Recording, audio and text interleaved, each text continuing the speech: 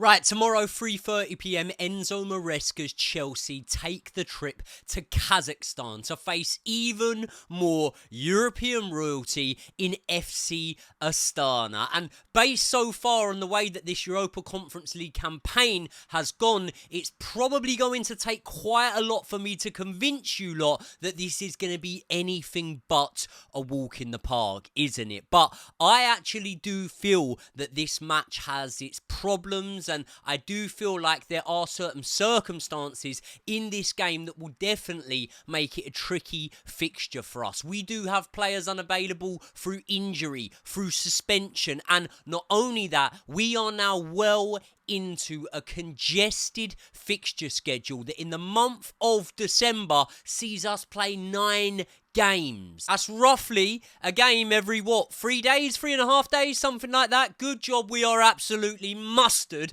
and are able to deal with anything that's put in front of us, isn't it? But when you look at the run of fixtures that we have in the league this month, in Brentford, Everton, Fulham and Ipswich, I very much believe that unlike last season, this Chelsea side can and should be getting maximum points from that run of fixtures, and that makes me feel like with the electric start that we've already made to this Europa Conference League campaign, that the Premier League games very much need to be prioritised. We've won 4 out of 4 games so far. We're pretty much through to the knockout rounds already, and it's very, very unlikely that we're going to lose our next 2 matches, and even if we did, we'd still probably go through. And knowing the level of the competition right now, I do feel like whoever's put in front of us, I'm not going to say we're going to breeze them, but we should be beating them and beating them comfortably. So my team selection is going to be heavily influenced by the fact that we have got a tough assignment in Brentford on Sunday evening, and that means that I will have picked this team understanding that some legs may need to be rested, some boys might need to sit this one out entirely, because if we are to cement ourselves in the position that we're in right now, which is qualifying for Champions League football and even keep the title dream alive until at least after Christmas, we need to be getting a win against Brentford on Sunday. So in this video, we are going to preview the opposition in FC Astana. I am going to give you lot my starting 11 picks, and as always, we're going to top it off with a score prediction. But before we get into all that, people, welcome back to the Joey Knight podcast. If you are new around here, please do hit the subscribe button, smash the like button right now. So many of you guys do it, and I am so appreciative of you guys doing it. I'm banging on about it in every video, but please hit the subscribe button. Once again, a massive shout out to those of you who weren't subscribed that have, because the figure of regular viewers of the channel that are watching and aren't subscribed is lowering by the day. And just before we get into it, the Joey and Josh channel is now live, and we are dropping videos every single week. We've got about 5 uploads on there already, so I'll link that in the description. Go over there if you want to see some of our other non-sport-based content. But as for now, let's get into this game. Right, first things first, and I don't mean this ironically, and I don't mean any disrespect by this, but who are Astana? Because had you lot ever heard of them? I hadn't really ever heard of them that much before that. They were founded 15 years ago in 2009, and they play in the Kazakhstan Premier League, and that is a league that from 2014 onwards, they won 6 seasons in a row. Now, by the way, right, this really shows my lack of intelligence, because I genuinely thought Kazakhstan was a really hot country for some reason. In my head, I thought Kazakhstan was hot. Well, it's going to be absolutely freezing, with temperatures set to be about -11 when the boys play out there tomorrow night. So definitely not conditions that I would want to be playing in. And whoever I do select in goal for this match, I almost somewhat hope that he has a tough game and he has a lot of shots coming up at him, because if we're completely dominant and he's just stood in freezing cold conditions, God, I feel sorry for him. I feel like they should make a rule where if it's that cold, the goalkeeper's allowed to wear a coat or something like that. But one thing I do know about Kazakhstan, to be fair, while we're on the subject, it is the largest landlocked country in the world. Landlocked means there's no coasts around it or something like that. I don't know. I'm just trying to prove I've got a shred of intelligence there. Josh Aveste's the man for that. I'm not the man for that. Now, I do know that Astana are ranked in the UEFA coefficient. They're ranked 100 spots below Chelsea Football Club, so that tells me that we should be beating them. But they do play in front of 30,000 fans. They've got a big stadium, a big amount of support. They fill out that stadium on a regular basis for their games. And not only that, I'm told that they have quite... Well, I'm not told. I've looked it up on the internet, let's be honest. But I hear that for Kazakhstani standards, they have quite a lot of money to spend. And that's how they've been able to attract players from the Russian Premier League and some of the other higher level or, you know, higher regarded leagues in world football. And they did actually make it to the Champions League group stage once. I think that was in the 15-16 season. They were drawn in a group with Atletico Madrid and they came bottom of that group. But out of the 6 games, they were only beaten twice. They had 4 draws in there, which, to be honest, recording 4 draws in the Champions League group stages when you're a team that are from Kazakhstan and are literally unheard of isn't that bad at all. And they won on match day 1 of this tournament, but they haven't recorded a win since, and they do still have something to play for, because if they were to win their next 2 games, I think they could still qualify for the knockout stages. And what you got to remember is every single team that go in there against Chelsea, it's a forgettable Thursday night for us, if we're being completely honest. And I don't mean that disrespectful again, but for them, it's the game of their lives. It's the biggest game that a lot of these teams will have ever played in. You know, you look at teams in this season's competition, it is the biggest game that are Ghent, that are Shamrock Rovers, that are Paphos, that are, you know, any of these teams, or teams from competitions gone by, you know, years gone by in this competition, like a Spurs or a West Ham. I'm just saying, they're not that level of club that Chelsea are, so it's obviously going to be a monumental occasion when they come up against us. So, all of that being said, they'll be bang up for this game. They'll be more used to those weather conditions than they are, and they will be in front of their home crowd. So, what is the team that I think we need to go into this match with? Well, you might be in for some surprises here.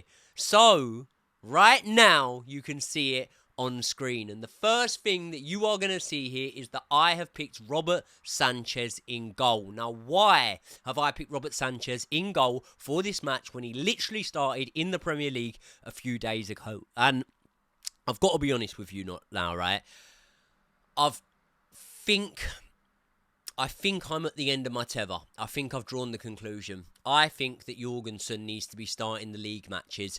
I think that I was always, is the word dubious? I was always a little bit like non-committal when it came to just going, yeah, you know, Jorgensen needs to be in there over Robert Sanchez, because I feel like despite Jorgensen looking good at every opportunity, and there was matches like the 𝐒𝐒𝐇 game where he literally won us the match, we would have not only drawn, we would have lost the match had it not been for his contribution. There's been multiple games, hasn't there, so far, where if it hadn't have been for Jorgensen's contribution, I honestly don't think that we would have won those games in, obviously, the Cup and the Europa League. But then he did play that Cup game against Newcastle and he didn't look great. Right, people, I just want to quickly take this opportunity to tell you about new partners of the channel, 𝐒𝐿𝐶𝐿. When you're in the YouTube industry like I am, there is a certain type of service that you could very much do with having on your side, and that is the service that stops you making blunders. And when I'm preparing for some of my videos, I use the website 𝐒𝐿𝐶𝐿 to use the player comparison matrix, and that helps me get a better understanding of comparing the players that I'm talking about. For example, a lot of you guys know that for every Chelsea game, I put out my preferred starting lineup, and I do look into the underlying numbers of the players I'm picking and the players that I'm comparing, and that's where 𝐒𝐿𝐶𝐿 comes in. They offer the best player comparison matrix on the internet. The website is so efficient and so easy that even I can use it. For example, when I'm picking from Chelsea's 30 to 40 odd wingers that we've got at the club, I can very easily jump onto 𝐒𝐿𝐶𝐿 and see how their stats compare. But you don't need to be a YouTuber to need to use 𝐒𝐿𝐶𝐿. You could use it for your bets when you're betting on first goal scorer and things like that. It could give you a better indication. Or you could just use it to look like a genius harmonious down the pub, and we all like to do that, don't we? So thank you very much to 𝐒𝐂𝐑𝐈𝐁𝐄 for not only helping me prepare for my videos, but also partnering up with the channel. So help support me by supporting the guys that support the channel in 𝐒𝐂𝐑𝐈𝐁𝐄. They are linked in the description for this video. Let's get back into it. And maybe I was harsh to then draw the conclusion, well, okay, because in my head I was thinking, well, Robert Sanchez would probably look just as good in those games because of the level of opposition, if I'm being completely honest. And when I then saw Jorgensen in against Newcastle, a resurgent, bang up for it Newcastle, in front of their home crowd that would have felt like they had wrongs to right after being beat at Stamford Bridge, I kind of looked at his performance. I looked at the fact we looked shaky and weren't good at all in that game, and I said, yeah, do you know what? Maybe him and Sanchez are around the same level. But then he started against Southampton. And you could say, well, they're rock bottom of the league, and, you know, but Southampton only managed to put 1 goal past us. And they managed to put, 2 past Liverpool. They've managed to put goals past a lot of teams in the league, and they've managed to make it tight games against a lot of teams in this league. And they had multiple opportunities to score against us. And I would say Jorgensen made 3 or 4 saves in that game that I don't think Sanchez would have made. So then I look at how he plays out from the back, and I think that until we see Jorgensen given a run in some of the tougher Premier League games, we won't have any conclusions or definitive answers. But on the eye test so far, he's not making the same amount of mistakes. And when I look at Sanchez the other day, I actually thought it was quite unfair against Spurs that 𝐉𝐻𝐻𝐿 came in for as much stick online as I saw, because there were a couple of bad moments he had, but they were bad moments that were forced to him from Robert Sanchez. Now, in the past, right, back in the day, we used to say that a good defence makes a good goalkeeper. And people used to argue, morons used to argue about Petr Cech's sort of clean sheet stats and stuff like that during his time at Stamford Bridge. And they used to say, yeah, well, he had Terry and Carvalho and whatnot in front of him, Paulo Freire. And I think that as much as I would dispute that, I do think that there is some sort of weight to the argument that back in the day, a good defence used to make a good goalkeeper. But football's changed, and now I think it's almost the opposite. I think a good goalkeeper makes a good defence. And I think that much like some of the moments from Caicedo the other day, the moments from 𝐉𝐻𝐻𝐿 that come under fire the other day, especially from Jamie Carragher on the commentary, who was absolutely waiting to hammer us of anything that we did wrong, I feel like they came from Robert Sanchez. And consistently so far this season, I feel like these moments have been coming from Robert Sanchez. So if Robert Sanchez is a decent shot stopper, and in my opinion,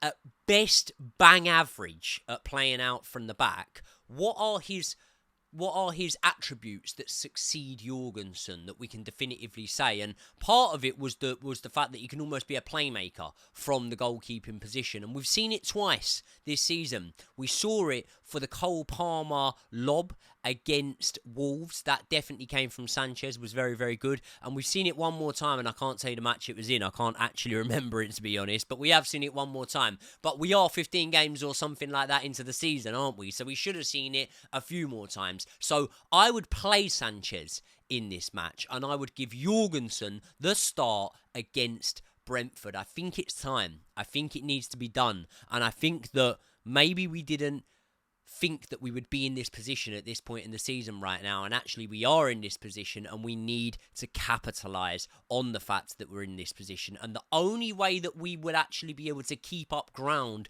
with the likes of a Liverpool and with these other teams is, in my opinion, by having a more sturdy defence and a more reliable defence. And I think that Jorgensen could be a contributing factor to that. Now, look at right back. This is a position we love to see, right? Because we've got Josh Ochangpong in here. And I tell you what, with the injuries we've had to Reece James, we've had an absolute blessing at the fact that we've had Malo Gusto able to be there and able to be a player that serves such a good purpose there. But when I look at the system we're playing and the fact that we're often inverting, I do actually think that Ochangpong may be a better player for that from what I've seen so far. Obviously not at this moment in time right now, but in years to come. And there's a reason why the likes of PSG and Real Madrid were linked with this guy and wanted him. He is class. I saw a bit of him in pre-season, liked what I saw of him. So Enzo Maresca has pretty much already said that Josh Ochangpong will probably start this match. I'd have him in there. I'd have him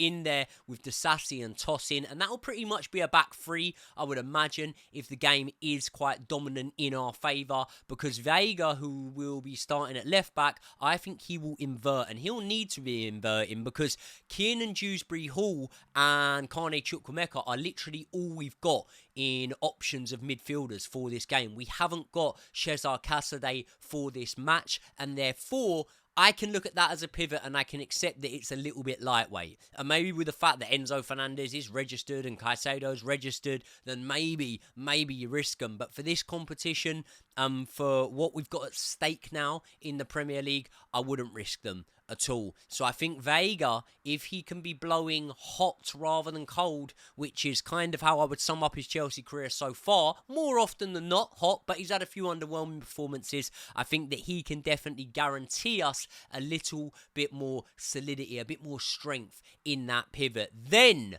I am going on to the front line, and on the right wing I have got my man Pedro Neto. Now, why am I starting Pedro Neto? For those of you who don't know, he is not available to play against Brentford. He picked up a yellow card ban, and therefore I think that he will start in this match just to keep up that match fitness, being that he won't play for a week or so after this. So Pedro Neto on the right hand side, João Felix centre attacking midfield, and he can swap at times with Christopher Nkunku, who will be starting in the number 9, and Tyrick George to get a start over on the left hand side. Really impressed by Tyrick George when I've seen him play, and I do think that he is a real player for the future, one that possibly we might see go out on loan and get some valuable minutes after this season. But as for this season, I think he can play a role, and if he can prove himself in this match, as he has done when he's been on the pitch for Chelsea Football Club so far, then I think that maybe the opportunities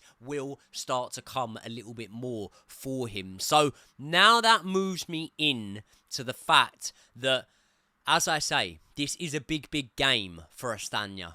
Astana?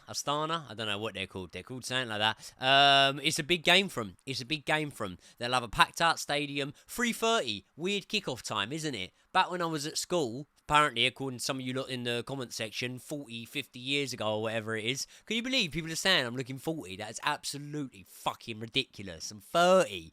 Anyway, back when I was at school, I'd have had to rush home to be able to catch this game just to be able to see it. So, don't know why it's a 3:30 kickoff time. Must be something to do with the time difference in Kazakhstan. I don't know what the time difference is. You lot can tell me. But either way, I will be watching it. I will be getting a post-match review out straight away after the game. And it will be a big one for them. And I actually think that this will be a game that will be harder for Chelsea. Listen, this is the Chelsea B team, and it's a weakened B team. At the same time, no one's going to get the violins out for me because it's also a very expensive B team. But it's a B team nevertheless. I might even call it a B- team, to be honest. But we've got some firepower in there. We've got some good players in there. I think they'll make it hard for us. I wouldn't be surprised if it was 0-0 at half-time, something like that. But I think in the second half, our prolific potency in front of goal and the attacking prowess we have will come through and will flourish. And I do think that we'll record a 2-0 win in this game. People, let me know your thoughts in the comment section below. I will be back in the studio with the big dog, Josh Aveste, and we will put out our match preview on Friday for Chelsea against Brentford. So let me know if you've got any questions for us that you want answered in that one. Once again, subscribe to our joint podcast. We're dropping weekly content off there. It's non-football related, but it's still us two talking a load of shit. And I will see you all in the next one.